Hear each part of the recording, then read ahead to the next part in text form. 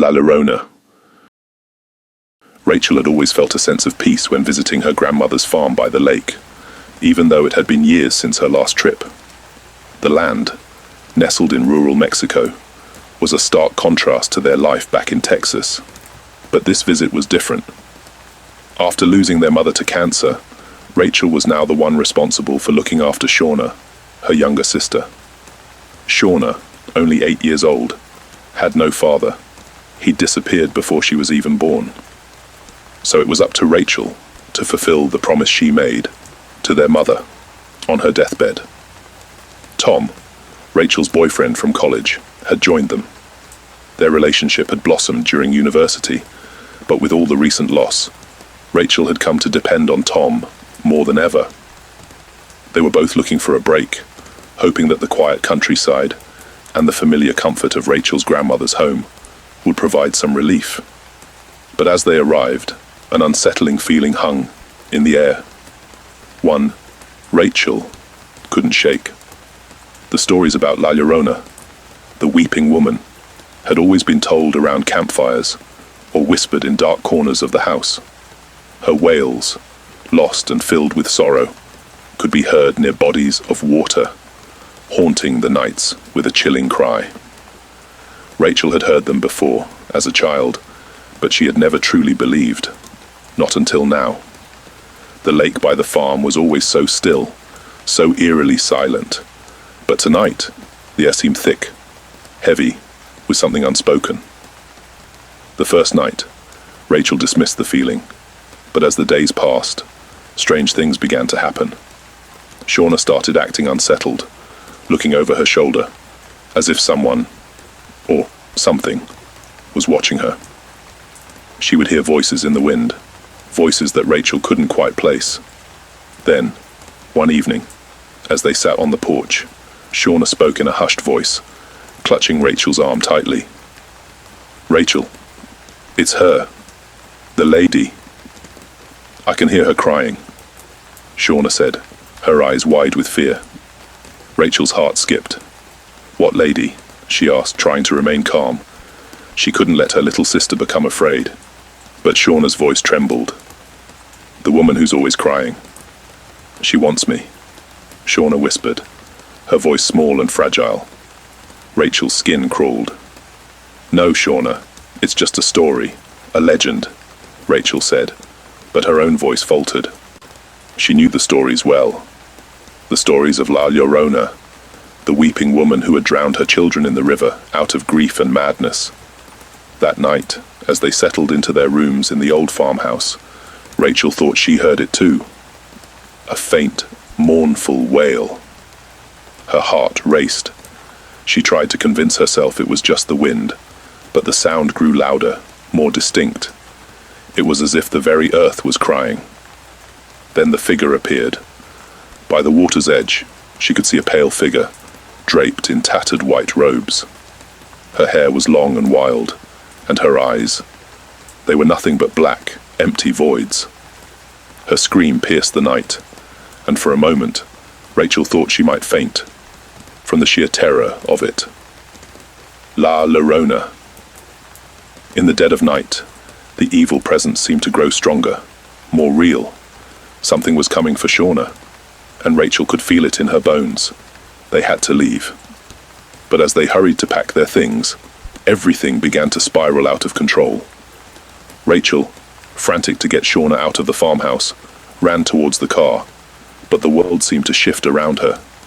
The ground felt unsteady, as though something was pulling at her, dragging her towards the water. In a panic, she stumbled, tripping over a loose stone, her body tumbling to the ground. The impact knocked her unconscious. When she woke, the sterile lights of a hospital room greeted her. Her head pounded, the pain shooting through her skull. Tom was sitting beside her, looking as though he hadn't slept in days. Shauna was nowhere to be seen. "Tom," Rachel whispered hoarsely, trying to sit up.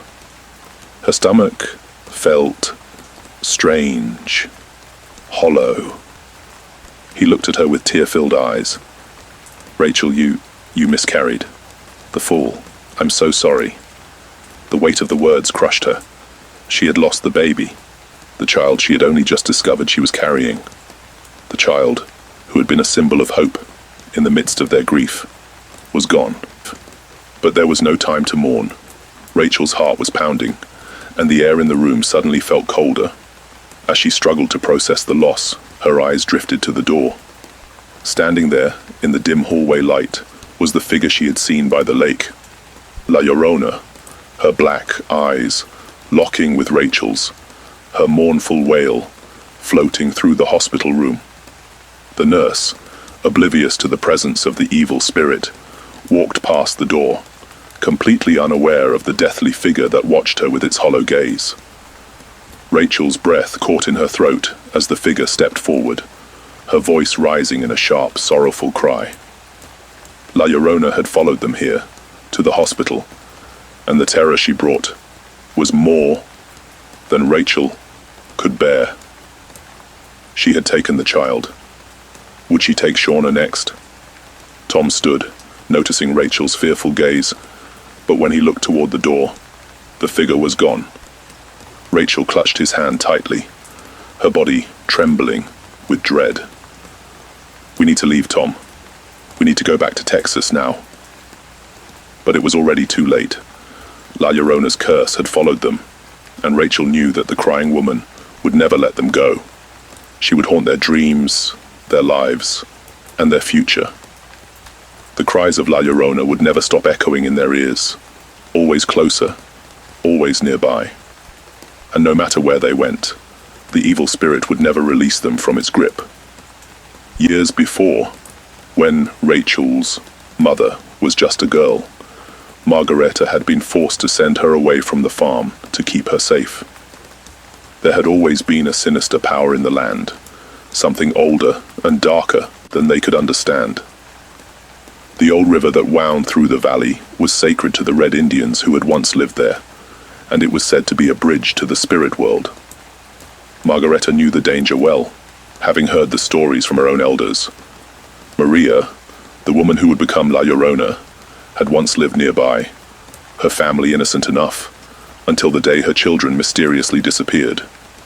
In her grief and madness, Maria had drowned them in the very river that ran by the farm, a cursed waterway that now seemed to hold her spirit forever.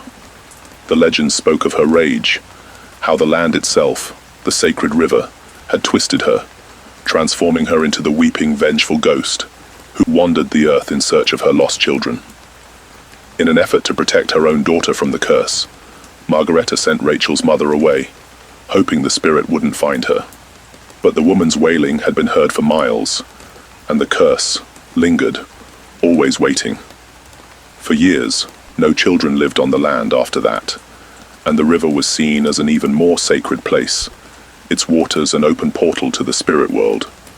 No one had thought La Llorona was still active, until now. The evil had returned to the farm, stronger than ever. When they returned to Texas, the terror didn't subside. Shauna, more withdrawn than ever, refused to go near water. And Rachel, now carrying the scars of both her grief and her terror, could still hear the mournful wail echoing through the stillness of the night. La Llorona was not just a legend.